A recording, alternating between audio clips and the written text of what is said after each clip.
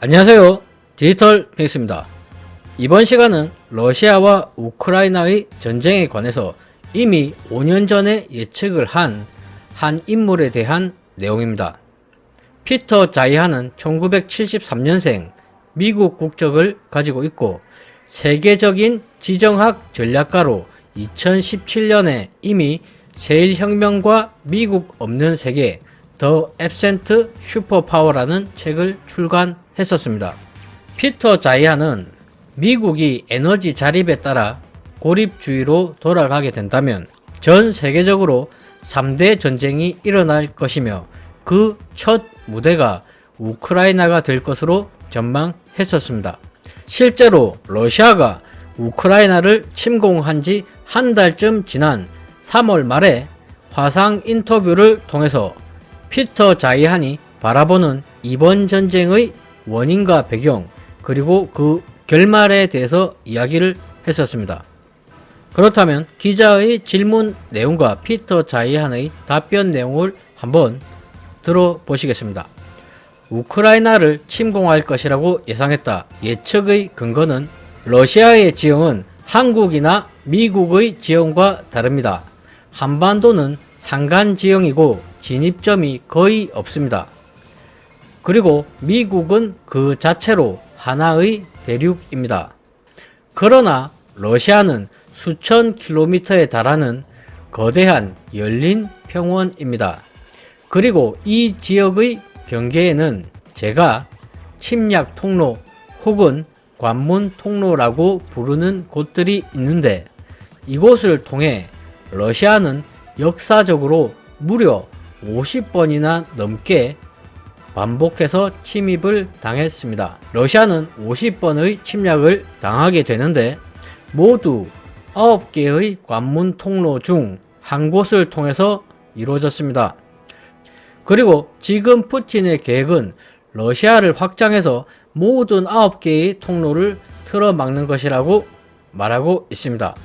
러시아가 코카서스에서 한 일들, 예를 들어 조지아 침공이나 지난 여름 아르메니아, 아제르바이잔 분쟁의 해결 등은 러시아군을 이 통로들에 배치하기 위해서 고안된 것이었습니다. 카자흐스탄에서의 경찰 행위 역시도 마찬가지입니다. 그리고 이제 우크라이나 차례입니다.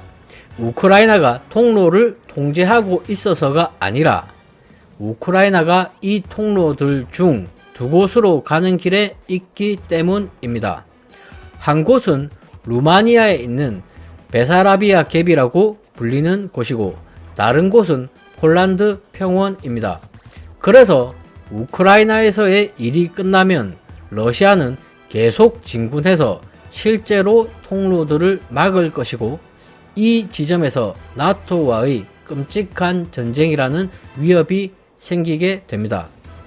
그렇다면 실제 이번 전쟁이 발생한 가장 핵심적 이유는 무엇일까요? 이에 대해서 피터 자이하는 왜 지금 전쟁이 벌어졌을까요? 이렇게 묻고 있습니다. 러시아군은 말 그대로 사람들이 고갈되고 있습니다. 러시아의 출생률은 바닥을 쳤습니다. 러시아인들이 만약 지금 움직이지 않고 5년이나 10년을 더 기다렸다면 애초에 공격을 할 수 있는 군대가 없었을 겁니다. 아주 최근까지만 해도 중국과 마찬가지로 러시아는 인구가 많았고 젊은 사람들 역시도 아주 많았습니다. 인구 통계는 지난 반세기 동안 돌아서게 되었고 이제 말 그대로 남아있는 군인들이 없어지고 있습니다. 그렇다면 전쟁 장기화의 원인이 병사 보급의 문제라고 보는지에 대한 질문에 피터 자이하는 1980년대 중반 모스크바에서는 교육 제도가 붕괴했다고 말합니다. 자신이 하는 일에 대해 잘 아는 사람 중 가장 젊은 집단이 지금 50대 후반입니다. 그리고 이들은 전장에 나가기에는 너무 나이가 들었다고 말합니다. 지금 벌어지고 있는 일은 병사들의 수에 관한 문제일 뿐만 아니라 무대에서 이 병사들을 이끌 수 있는 지도자들의 역량에 관한 문제라고 합니다. 한편에서는 이번 전쟁이 에너지 패권 전쟁이라고 하는데 피터 자이한의 생각을 들어보겠습니다. 저는 이것이 에너지에 관한 전쟁이라고 생각하지 않습니다. 왜냐하면 러시아는 세계 2위의 석유 수출국이자 세계 최대 천연가스 수출국입니다. 알루미늄은 3위이고 철강은 2위, 비료는 1위입니다. 누군가 자원에 관한 패권을 진다면 그건 러시아라고 말하고 있습니다. 그렇다면 푸틴에게 타격을 주기 위한 경제 제재가 효과를 볼까요? 경제 제재들은 확실하게 영향을 미치고 있습니다. 지금부터 몇 년이 지나면 러시아는 이번 전쟁으로부터 회복할 수가 없게 될 거라고 평가하고 있습니다. 러시아의 미래와 나토의 미래는 우크라이나에서 결정될 것이라고 말하고 있습니다.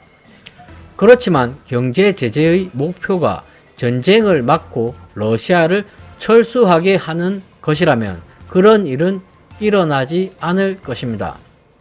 러시아인들은 이 전쟁을 절대적인 국가적 생존의 문제로 보고 있습니다. 그리고 저는 이들이 상황을 제대로 보고 있다고 생각합니다. 제재로 인해 어떤 일이 일어날지는 중요하지가 않습니다. 국제적인 규탄으로 어떤 일이 일어날지에 대한 것도 중요하지가 않습니다. 중국이 러시아의 편에 서든 서지 않든 그것 역시도 중요하지가 않습니다. 결론적으로 러시아인들은 이것이 마지막이라는 것을 알고 있습니다. 그들의 관점에서 전쟁을 일으키는데 실패하는 것보다 더 나쁜 것은 전쟁을 일으키고 나서 중간에 멈추는 것입니다. 왜냐하면 러시아는 여전히 유라시아 중부에서 불안정할 것이고 이미 전쟁을 일으킨 대가를 치렀기 때문입니다. 러시아인들은 끝까지 갈 것입니다. 그렇다면 중국이 러시아 원유나 자원을 수입하는 식으로 러시아를 도울 수 있냐는 질문에 중국이 러시아를 지원할 수 있는 일이 있다면 그것은 군사적 구원이 될 것이라고 말합니다. 그러나 중국이 우크라이나에 50만 명의 군인을 보내 러시아와 함께 우크라이나에 맞서 싸우게 한다는 생각도 제가 보기에도 무리입니다. 저는 중국이 이것을 진지하게 고려할 것이라고 생각하지 않습니다. 어차피 현재 상황에서 러시아가 중국에게 바랄 수 있는 부분이 중국이 러시아에게 채무 보증을 서거나 아니면 군대를 보낸다는 부분인데 현실적으로 힘들 것이라고 말하고 있습니다.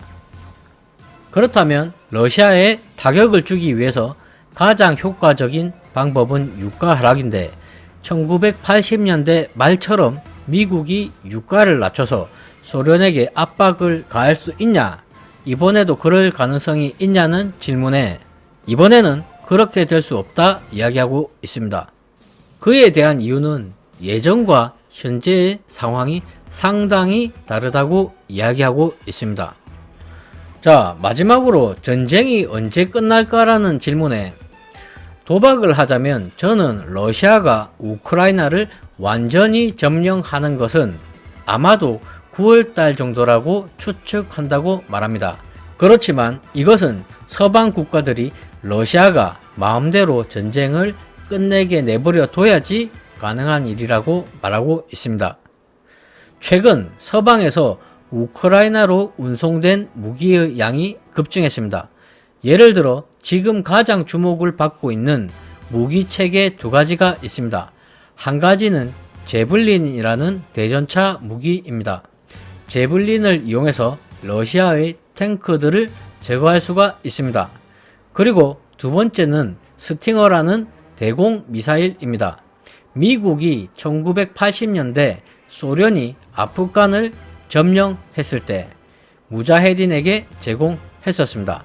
두 가지 모두 게릴라전에 뛰어난 무기들입니다.